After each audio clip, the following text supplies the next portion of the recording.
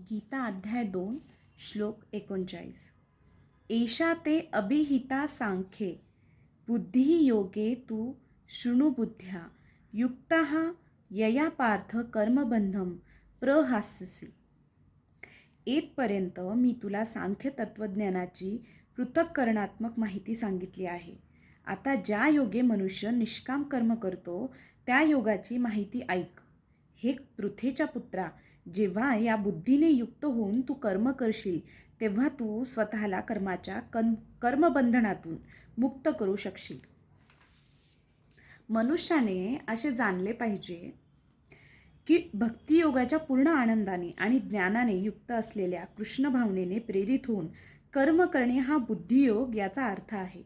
भगवंताच्या संतोषाकरता जो कर्म करतो, मग असे ते कर्म कितीही कठीण असो, जो ते कर्म करतो तो बुद्धियोगाच्या तत्वानुसार कर्म करीत असतो आणि त्याला स्वतःला नेहमी दैवी आनंदाचा अनुभव येतो. अशा दैवी कर्मामुळे मनुष्याला दैवी गुणांची प्राप्ती भगवंताच्या कृपेमुळे आपोआप होते आणि अशा रीतीने ज्ञानाच्या प्राप्तीकरता कोणतेही बाह्य प्रयत्न न करता त्याची पूर्ण मुक्ती स्वतः सिद्ध होते.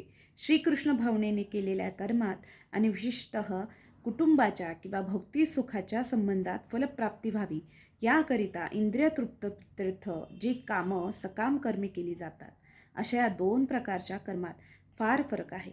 म्हणून बुद्धियोग हा आपण जे कर्म करतो त्या कर्माचा दैवी गुण आहे. जय योगीश्वर, जय श्रीकृष्ण.